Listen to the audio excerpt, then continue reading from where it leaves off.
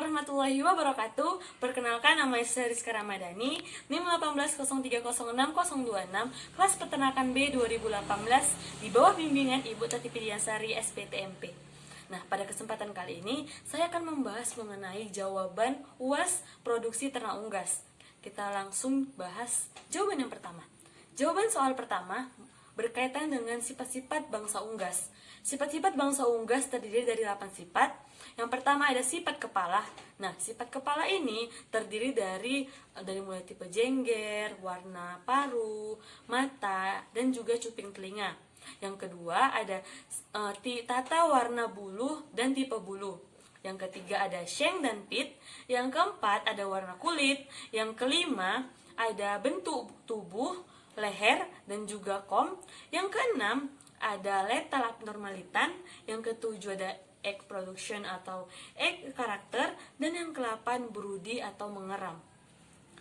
Contohnya, misalnya pada sifat kepala ada pewarisan tipe jengger. Ayam ataupun bangsa unggas lainnya memiliki tipe jengger yang berbeda-beda. Ada yang memiliki tipe jengger single comb, rose comb, peanut comb, atau walnut comb, atau masih banyak lagi jenis jengger lainnya. Nah, kita akan membahas jawaban soal nomor 2. Nah, ini adalah organ reproduksi pada ayam betina yang disebut dengan oviduct. Infundibulum berfungsi menangkap ovum yang telah jatuh, di mana infundibulum memiliki panjang kurang lebih sekitar 9 cm. Setelah itu, telur akan masuk ke dalam magnum. Nah, magnum berfungsi sebagai tempat terjadinya pembentukan albumin. Nah, magnum sendiri memiliki panjang kurang lebih 33 cm. Dalam arti kata, magnum merupakan bagian yang paling panjang di antara oviduct. Setelah itu, telur akan masuk ke dalam isthmus. Nah, di dalam isthmus berfungsi sebagai tempat terbentuknya membran kerabang. Nah, di isthmus sendiri memiliki panjang kurang lebih 10 cm. Setelah itu, telur akan memasuki uterus. Nah, di dalam uterus, telur akan mengalami osmosis. Setelah itu, telur akan masuk ke dalam vagina. Nah, vagina sendiri merupakan organ tempat penyimpanan sementara sebelum telur dikeluarkan oleh kloaka. Nah, selanjutnya ada organ reproduksi dari jantan. Nah, organ reproduksi dari jantan pada ayam itu sangat sederhana. Hanya beberapa organ saja. Organ yang pertama itu ada testis. Nah, testis sendiri terdapat 2 pasang, kanan dan kiri, dengan berat kurang lebih 14 gram, dengan masing-masing berat 7 gram. Nah, testis ini berfungsi sebagai tempat penghasil hormon jantan yang disebut dengan androgen, dan juga tempat terbentuknya sel gamet yang disebut dengan sperma. Kemudian ada ginjal. Ginjal itu merupakan saluran ekskresi yang berfungsi sebagai tempat reabsorpsi urin. Kemudian ada saluran vas deferens atau ductus deferens, di mana saluran ini merupakan saluran di mana tempat terjadinya pemasakan sperma. Jadi sebelum sperma keluar dari kloaka, terlebih dahulu sperma akan masak di dalam saluran deferens, vas deferens. Kemudian ada ureter. Nah, ureter ini merupakan saluran tempat keluarnya urin dari ginjal menuju kloaka. Nah, kemudian kloaka. Nah, kloaka ini merupakan pintu keluarnya sperma dan urin. Selanjutnya ada sistem pencernaan pada ayam. Sistem pencernaan pada ayam dimulai dari mulut, tempat pintu. Kemudian ada esofagus. Esofagus berfungsi sebagai saluran penghubung antara mulut dan juga crop. Nah, kemudian ada crop. Nah, crop merupakan organ yang berfungsi sebagai tempat penyimpanan sementara sebelum makanan dicerna di dalam tubuh ayam, di mana crop ini terdapat proses salivasi di dalamnya. Kemudian ada propentriculus. Nah, propentriculus merupakan tempat terjadinya proses pencernaan secara kimiawi oleh enzim-enzim di dalam propentriculus. Kemudian ada ventriculus atau yang disebut dengan ampela. Nah, ventriculus atau disebut dengan ampela, di sini terjadi proses secara mekanik dengan bantuan batu-batu atau grit yang ada di dalam ampela. Kemudian ada hati. Hati merupakan tempat sekresinya racun-racun, sehingga pakan yang masuk ke dalam tubuh akan disaring oleh hati sehingga tidak terjadi akibat toksik dari pakan kepada ternak. Kemudian ada pankreas. Nah, pankreas ini terletak diapit oleh intestinum tenue, di mana pankreas merupakan tempat sekresi kelenjar. Kemudian ada intestinum tenue. Nah, intestinum tenue terdiri 3 bagian, ada duodenum, jejunum, dan ileum. Nah, di dalam duodenum terdapat proses penyerapan sari-sari makanan seperti karbohidrat dan protein. Kemudian di dalam jejunum terjadi proses penyerapan lemak, dan di dalam ileum terjadi proses penyerapan mineral.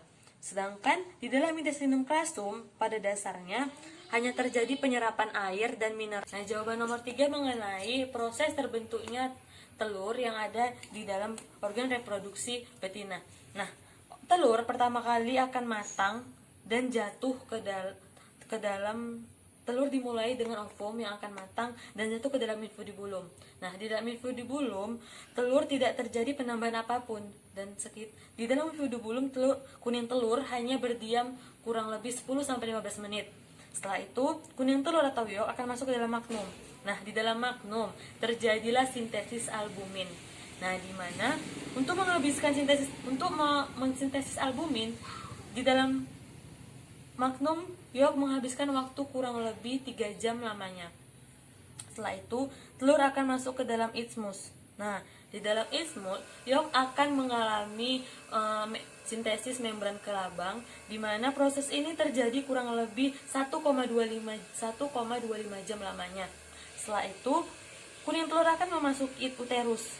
Nah, di dalam uterus terjadilah proses pembentukan kelabang yang sesungguhnya, di mana disinilah kuning telur akan menghabiskan waktu kurang lebih 20-21 jam lamanya, di mana di dalam uterus atau shell gland ini terjadi proses osmosis, di mana di sini kuning membran kelabang akan ditambahkan air dan garam sehingga terjadi proses osmosis dan terjadilah penebalan cangkang telur. Di dalam uterus juga salaza pada telur terbentuk, dan di uterus inilah telur yang sesungguhnya telah terbentuk.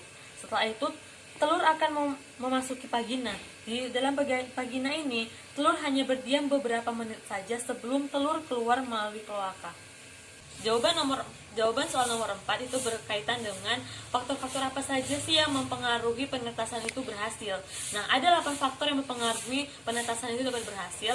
Yang pertama itu ada fumigasi mesin tetas. Nah, fumigasi mesin tetas ini menggunakan KMNO4 dan formalin 40%, di mana dengan takaran 40 cc untuk formalin 40% ditambah dengan 20 gram KMNO4 selama 20 menit.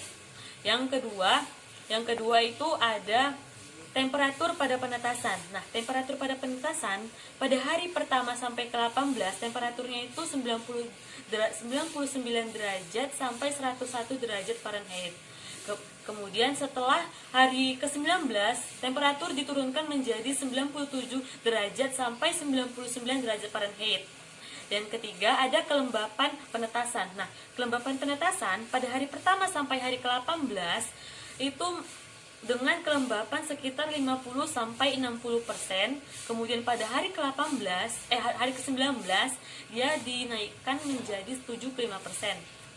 Yang keempat, ada ventilasi mesin tetas. Nah, ventilasi mesin tetas ini sangat penting karena semakin banyak udara CO2 yang di dalam mesin tetas, maka akan mengakibatkan mortalitas pada telur fertil semakin tinggi.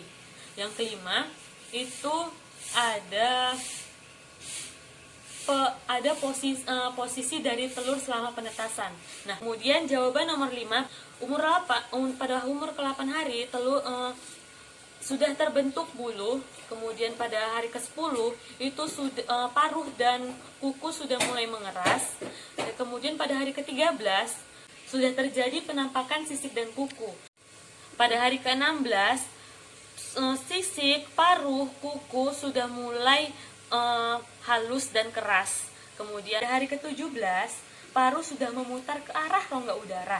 Dan pada hari ke-19 yolk sac sudah memasuki rongga tubuh.